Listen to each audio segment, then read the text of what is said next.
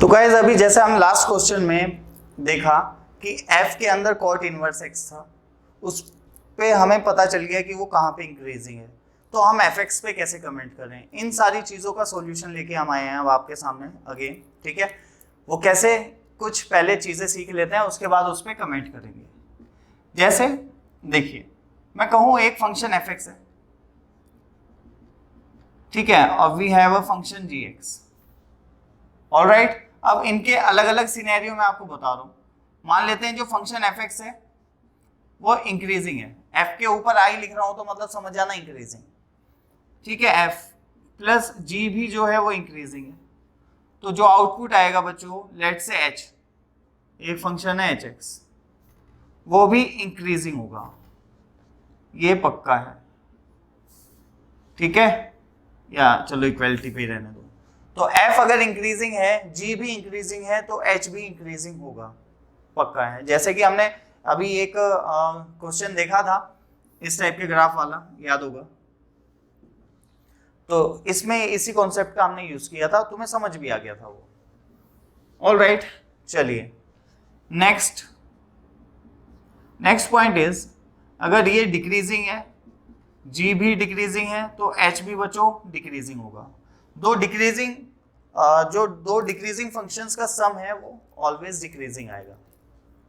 Okay, the third one is, अच्छा f increasing है, उससे पहले ऐसे समझो,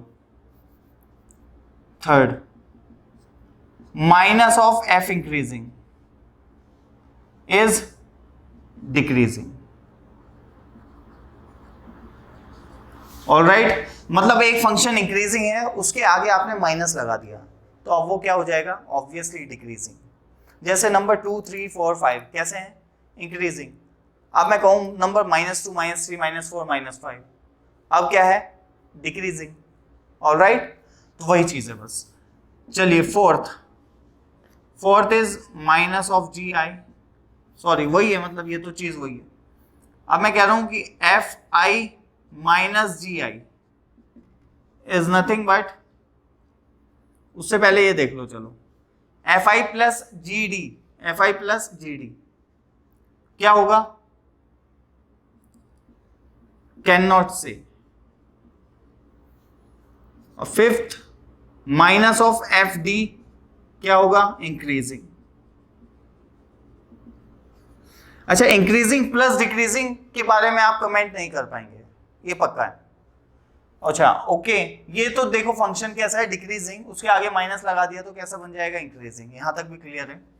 अच्छा नेक्स्ट, अगर मैं बोलूं कि ये इंक्रीजिंग और ये डिक्रीजिंग, तो ओवरऑल फंक्शन कैसा आएगा बच्चों, जी मान लो इसे।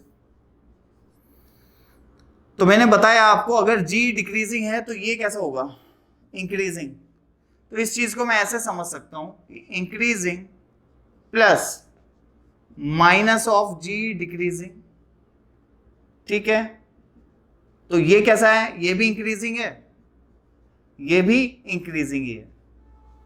माइनस ऑफ जी क्या होगा, इंक्रीजिंग होगा या नहीं, ऐसे लिख देते हैं, ये भी इंक्रीजिंग है, तो ओवरऑल इंक्रीजिंग। बात समझ गए। अगर नेगेटिव के साथ लिखा है तो उसे इस सेंस में देखा करें। क्लियर है। ये क्या हो गया हमारा, जैसे मैं कहूं अगर आपको कि x बिलोंग्स टू 0 से π/4 है, मैंने कहा 10x माइनस कॉट x, बताओ कैसा फंक्शन होगा, इंक्रीजिंग या डिक्रीजिंग। तो मुझे पता चला 0 से π/4 में 10x कैसा होता है, इंक्रीजिंग, और 0 से π/4 में cot x कैसा होता है, डिक्रीजिंग, लेकिन बीच में क्या है, माइनस। तो मैंने ऐसे बोल दिया इसको कि भाई ये कैसा फंक्शन है, इंक्रीजिंग, और ये माइनस के साथ मिलके कैसा है, इंक्रीजिंग। तो फाइनली आंसर क्या आएगा, इंक्रीजिंग। अब मुझे डिफरेंशिएट करने की जरूरत नहीं, मैंने डायरेक्ट कमेंट कर दिया, इंक्रीजिंग फंक्शन है। क्लियर, तो आप भी कमेंट कर सकते हो। ओके, यहां तक बात समझ गए। सिमिलरली ऐसे ले लो, एफ डी इज डिक्रीजिंग और जी आई, ये डिक्रीजिंग है और ये इंक्रीजिंग है, लेकिन बाहर क्या है, माइनस से मिलके क्या बनाएगा, डिक्रीजिंग। तो डिक्रीजिंग प्लस डिक्रीजिंग टाइप है, तो ये भी फंक्शन कैसा आएगा, डिक्रीजिंग। ये है इंक्रीजिंग। ऑलराइट, यहां तक बात समझ आ रही है सबको? एट्थ में भी देख लेते हैं कुछ। ओके, 1/इंक्रीजिंग, 1/इंक्रीजिंग डिक्रीजिंग ऑब्वियसली, सही है। 9th 1/डिक्रीजिंग, ठीक है। मान लो जो g फंक्शन है वो डिक्रीजिंग है, तो ये ओवरऑल कैसा आ जाएगा, इंक्रीजिंग। ऑलराइट बच्चों, समझ आ रहा होगा। तो इसकी हेल्प से कुछ क्वेश्चंस के हम डायरेक्ट आंसर भी निकाल सकते हैं। ये चीज पे हमने थोड़ा वर्कआउट किया हुआ है ऑलरेडी फंक्शंस में, है ना, वहां पे भी वर्कआउट किया हुआ है कि कैसे हम इंक्रीजिंग डिक्रीजिंग फाइंड आउट कर सकते हैं। यहाँ पे भी फिलहाल के लिए मैं आपको बता ही रहा हूँ सारी चीजें। ऑलराइट, ठीक है। देखो, इंक्रीजिंग डिक्रीजिंग, सॉरी इंक्रीजिंग, दोनों इंक्रीजिंग है, मिलके क्या बनाएंगे, तो कैन नॉट से कुछ कहा नहीं जा सकता है। कुछ लोग सोचेंगे कि अच्छा ये तो इंक्रीजिंग हो जाएगा, कैन नॉट से, ये ध्यान रखेंगे। जैसे मान लो fx है x, और जो gx है वो चलो मान लेते हैं x³ है, दोनों ही फंक्शन इंक्रीजिंग है, ठीक है।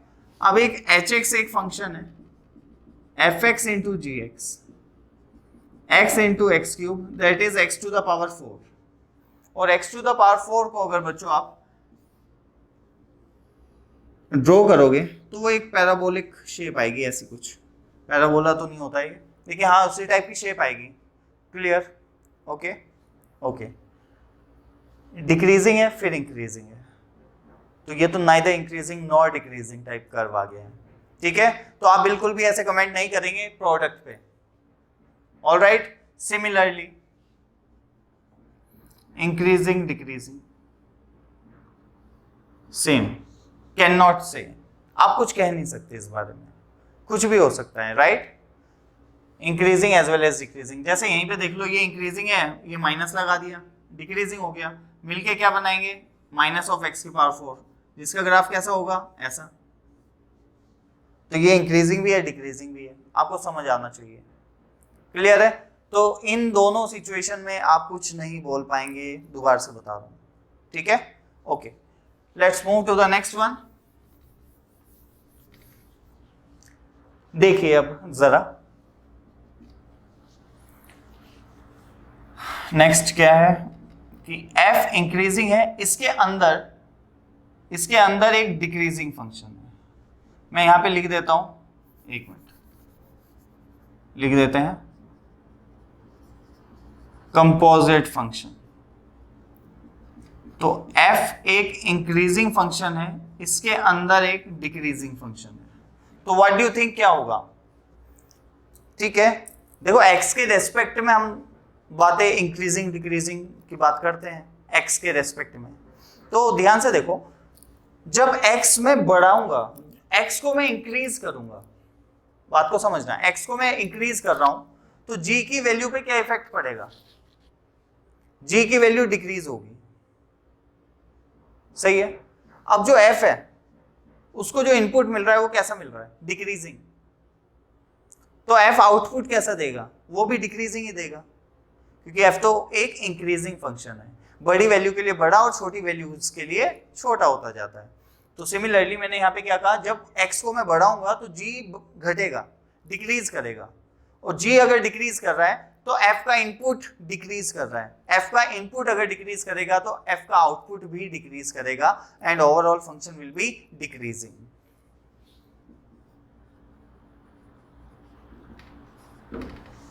Clear guys? अच्छा, f अगर डिक्रीजिंग हो और g इंक्रीजिंग हो, देन तो फिर से देख लेते हैं, x को बढ़ा रहा हूं मैं तो g की वैल्यू क्या होगी, बढ़ेगी, और फंक्शन f जो है वो कैसा है, डिक्रीजिंग, बढ़ती वैल्यू के लिए आउटपुट कम करता है।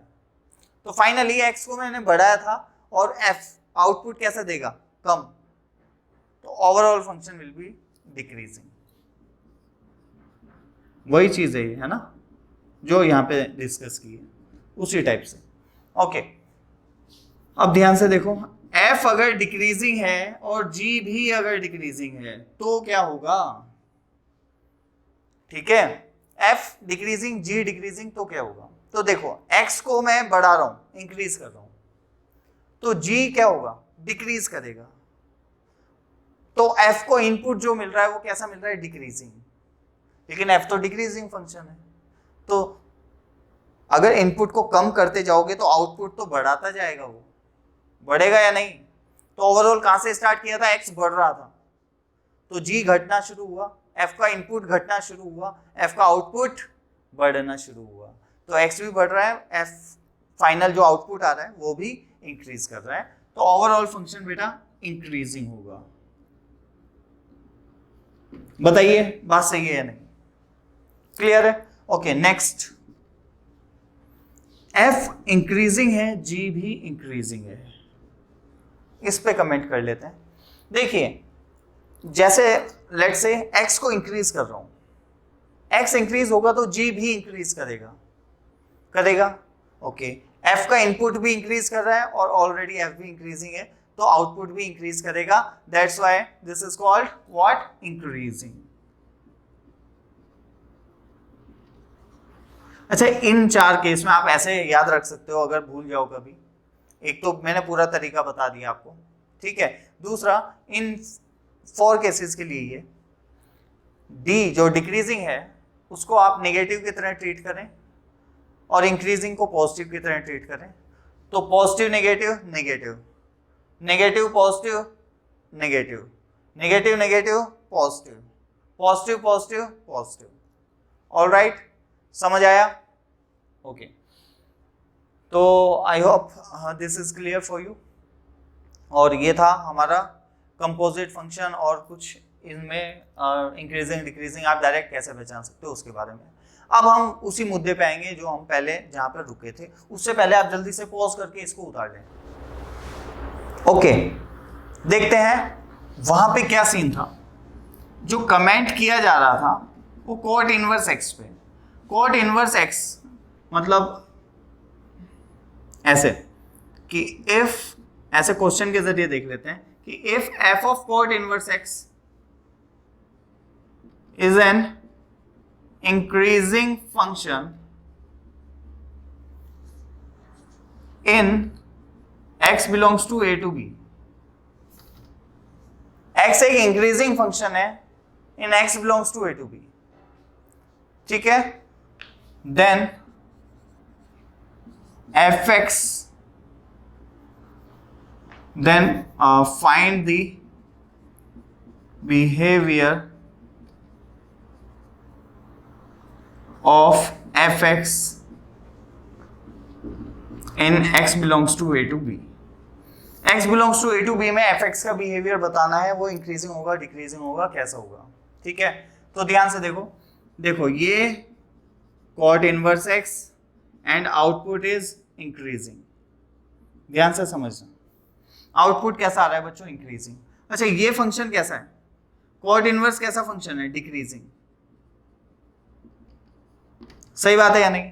कॉट इनवर्स कैसा फंक्शन है? डिक्रीजिंग।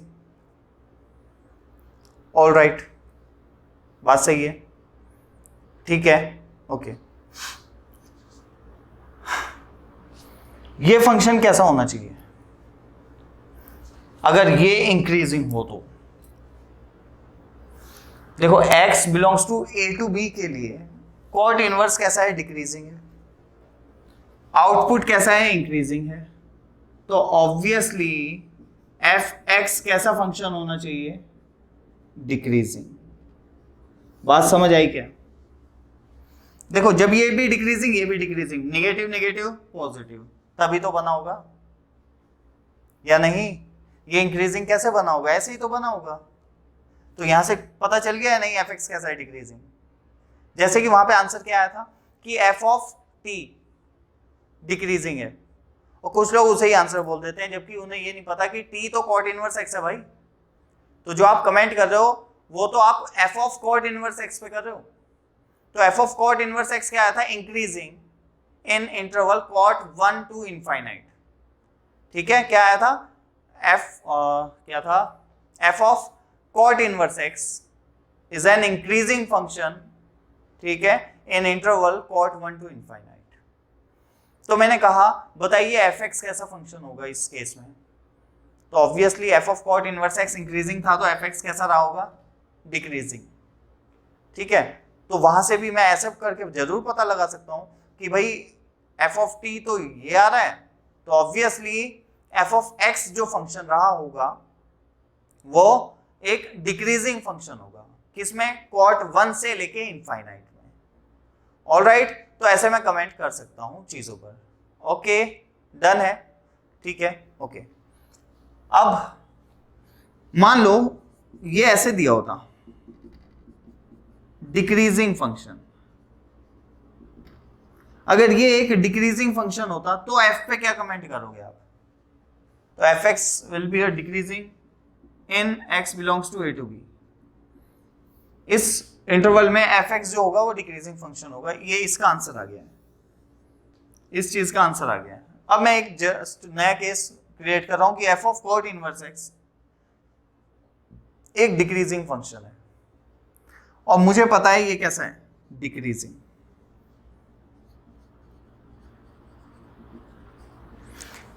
ठीक है, और ओवरऑल भी डिक्रीजिंग, तो ऑब्वियसली एफ क्या रहा होगा, इंक्रीजिंग। तो that implies F X is an increasing in X belongs to नहीं लिख रहा हूं मैं, ये तो मैंने जस्ट ऐसे ही बताया था कि अगर F of cot inverse X decreasing है तो एफ एक्स इंक्रीजिंग फंक्शन रहा होगा। जैसे उसी केस की बात कर लूं, उस केस में F of cot inverse X decreasing था माइनस इंफिनिटी से कॉट 1 में। ठीक है, डिक्रीजिंग मतलब यही वाला केस था, और कॉट तो डिक्रीजिंग ही है फॉर ऑल एक्स। ठीक है, तो फिर मैंने फाइनली कंक्लूजन क्या निकाला कि माइनस इंफिनिटी से कॉट 1 में as we know cot X तो डिक्रीजिंग है और ओवरऑल फंक्शन भी डिक्रीजिंग है, तो ऑब्वियसली ये फंक्शन कैसा रहा होगा बच्चों, इंक्रीजिंग। प्लस माइनस माइनस, अगर ये भी डिक्रीजिंग हुआ ना तो माइनस माइनस प्लस होता है। क्लियर है मेरी बात, तो मैंने बोल दिया। तो ओके, माइनस इंफिनिटी से कॉट 1 में जो एफ एक्स होगा वो बच्चों कैसा रहा होगा, इंक्रीजिंग। ठीक है, तो बिल्कुल अगर ये सारी चीजें आपको क्लियर है तो आप उस कॉन्सेप्ट से, सब्स्टिट्यूशन से भी आप अपने क्वेश्चन को सॉल्व कर सकते हो। अगर नहीं है तो फिर गलती होने के चांसेस बन जाते हैं, इसलिए आपको कहा गया है कि इग्नोर करें, सब्स्टिट्यूशन का यूज करना इग्नोर करें। ऑलराइट, डायरेक्ट डिफरेंशिएशन से एफ डैश एक्स निकालें और वहां पे इंटरवल को चेक करो, ज्यादा बेटर है। इसमें गलती हो सकती है, तुम कर सकते हो, वैसे नहीं होनी चाहिए। ये सारी चीजें आपको क्लियर होनी चाहिए और इनको आप बहुत अच्छे से क्लियर रखें।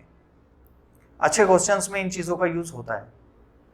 ऑलराइट, और जैसे मेंस है, मेंस में तो पूछा जा सकता है बिल्कुल आपको कि if F of cot inverse X is increasing then find F X, बस ऐसा क्वेश्चन पूछ लेंगे कि बताइए एफ एक्स कैसा फंक्शन होगा, तो एकदम से आपका आंसर होना चाहिए डिक्रीजिंग होगा, और क्या होगा।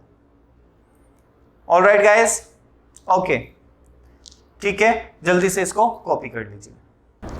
ओके गाइस, नेक्स्ट क्वेश्चन देखते हैं जल्दी से। एक देखिए, ये दिया हुआ है कि F X is equal to this, मतलब ये एक फंक्शन दिया है for X greater than 0 and F 0 is equal to what, 0, then graph of F X will be, F X का ग्राफ क्या होगा।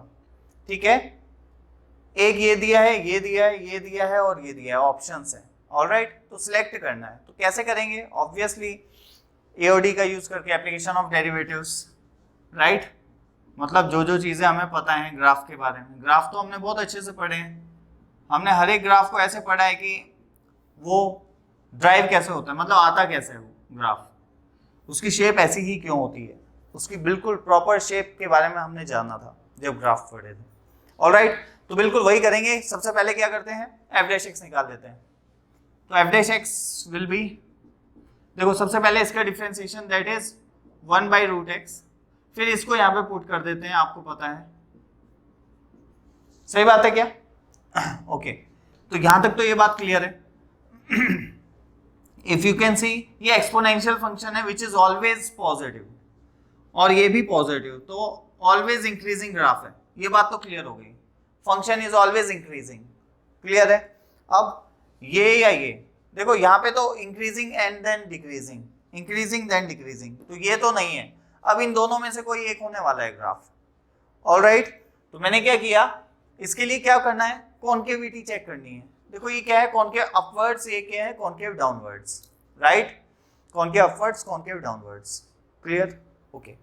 अब ध्यान से देखो, एक काम ऐसा भी कर सकते हो आप, जैसे कि मैं सोच पा रहा हूं, अभी देख लेते हैं, आई डोंट नो कि अप्लाई होगा या नहीं। मैं ये कह रहा हूं कि अगर f dash x increasing function है, व्हाट, f डैश x एक इंक्रीजिंग फंक्शन है, तो ऑब्वियसली कॉन्केविटी कैसी रही होगी, अपवर्ड्स। अगर f डैश x एक डिक्रीजिंग फंक्शन है तो ऑब्वियसली कंटिन्यू कॉन्केविटी कैसी रहेगी, डाउनवर्ड्स। ध्यान से, अगर f डैश x एक इंक्रीजिंग फंक्शन है तो obviously f double dash x greater than 0 होगा। अगर f डैश x एक डिक्रीजिंग फंक्शन है तो obviously f double dash x less than 0 होगा। तो अगर मैं डायरेक्ट कमेंट कर सकता हूं f डैश x पे तो बेटर है, otherwise f double dash x मुझे कैलकुलेट करना पड़ेगा। तो मैं देखता हूं, आई डोंट नो।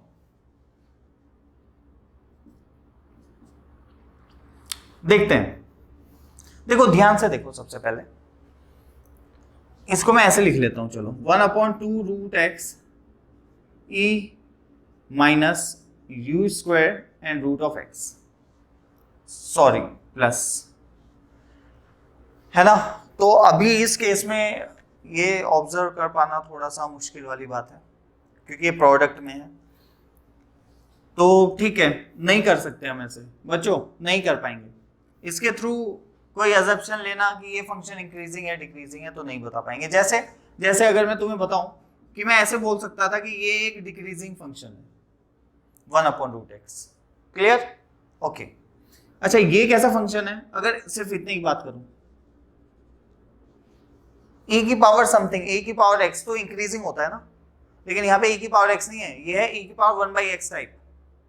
मतलब x जैसे जैसे बढ़ेगा ये नंबर डिक्रीज करेगा और ये नंबर डिक्रीज करेगा तो ओवरऑल डिक्रीज करेगा। तो ओवरऑल ये वाला फंक्शन कैसा है, डिक्रीजिंग, लेकिन ये 1/this मतलब 1/e u²/√x, ये कैसा होगा, इंक्रीजिंग। ये कैसा होगा बच्चों, इंक्रीजिंग। तो ये ओवरऑल क्या लिखा है, इंक्रीजिंग इंटू डिक्रीजिंग, तो क्या होगा। और कुछ लोग कह देंगे अच्छा plus into minus, minus decreasing, ऐसा नहीं है। मैंने बताया था प्रोडक्ट वालों में तो हम बोल ही नहीं सकते, वो जो मैंने थ्योरी बताई थी ना प्लस माइनस वाली, वो कंपोजिट फंक्शंस के लिए थी। ऑलराइट, तो ऐसा मत कर देना। तो अभी फिलहाल इस केस में हम कुछ नहीं कह सकते, कैन नॉट से एनीथिंग, ठीक है। तो मैं क्या करूंगा, इसे जस्ट दोबारा से डिफरेंशिएट करने की कोशिश करूंगा, f डबल डैश x निकालने की कोशिश करूंगा। ऑलराइट, तो कैसे निकालें इसका डिफरेंशिएशन, तो देखो इसको मैं यहाँ पे लिख के बताता हूँ थोड़ा सिंपल फॉर्म में, 1/2 x की पावर -1/2 और e की पावर u²√x, इसको मैं डिफरेंशिएट करने जा रहा हूँ अभी, ठीक है। ओके, 1/2 तो बाहर आ जाएगा, ठीक है बच्चों। ओके ओके, अच्छा एक काम और कर सकते हो वैसे, कभी ऐसी जरूरत पड़े तो, है ना। देखो इस केस में जो f डैश x है वो कैसा है, इंक्रीजिंग। इस केस में कैसा है, f डैश x डिक्रीजिंग, और f डैश x आपके पास है, तो x की कोई एक वैल्यू पुट करके देख लो, कोई भी, उसके हिसाब से अगर आप बता सकते हैं तो ठीक है। अगर x की कोई दो वैल्यू रखनी है, मतलब x की कोई दो वैल्यू रखी, बड़े वाली वैल्यू के लिए अगर f डैश x बड़ा आया तो समझ जाना इंक्रीजिंग वाला केस है और आंसर इज दिस। अगर बड़े वाली वैल्यू के लिए छोटा आया तो समझ जाना ये वाला केस है, आंसर विल बी दिस। लेकिन ठीक है, वो रखना पॉसिबल नहीं हो पाएगा, मैं तुम्हें जो मेथड्स आ रहे हैं मेरे दिमाग में वो बता रहा हूं। अब इसका डिफरेंशिएशन होगा -2x⁻³ ऑलराइट, और ये एज इट इज। क्लियर? ठीक है, प्लस x⁻⁻1/2 तो एज इट इज। अब इसका डिफरेंशिएशन, तो इसका डिफरेंशिएशन तो यही होता है एज इट इज, लेकिन अब अंदर वाले का इसका क्या होगा, इसका डिफरेंशिएशन होगा वही जो इसका था अभी, रूट एक्स का, यही आएगा क्या कि minus of 1/2 root X, sorry X की पावर 3/2, और यू स्क्वायर तो है ही अपना, ठीक है, ओके। तो 1/2 थोड़ा अजीब है, इसको मैंने बाहर ले लिया एक्सपोनेंशियल को, क्योंकि ये तो हमेशा पॉजिटिव है। ऑलराइट, अच्छा यहाँ पे 2 है, यहाँ पे भी 2 है, तो इसको भी बाहर लेके यहाँ पे 4 कर दिया, ठीक है, ओके। यहाँ पे नेगेटिव साइन है, यहाँ पे भी नेगेटिव साइन है, इसको भी बाहर ले लिया, अंदर सिर्फ पॉजिटिव बनेंगे। अब यहाँ पे क्या बचा, 1/x⁴ 3/2, alright, okay, plus you square upon x की पावर -1/2 और x की पावर -3/2 है, ये ऊपर जाके नीचे लिया होगे तो इसमें भी x की पावर 1/2 बन जाएगा, और दोनों मिलकर बनाएंगे x²। दोनों ने मिलके क्या बनाया बच्चों, x²।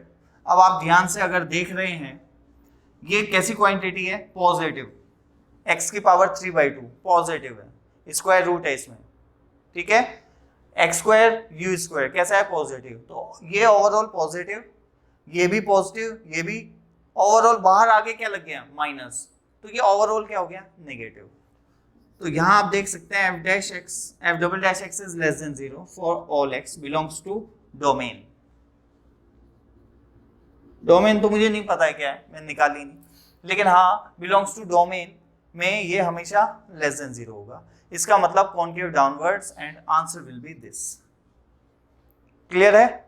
तो ऐसे करके अगर ग्राफ आपको ड्रॉ करने हो तो ड्रॉ भी कर सकते हो, ग्राफ का बिहेवियर जानना हो तो जान सकते हो, और अगर इसी टाइप का क्वेश्चन दे दिया जाए कि बताइए कौन सा ग्राफ है, तो उसको भी सिलेक्ट कर सकते हो। क्लियर है?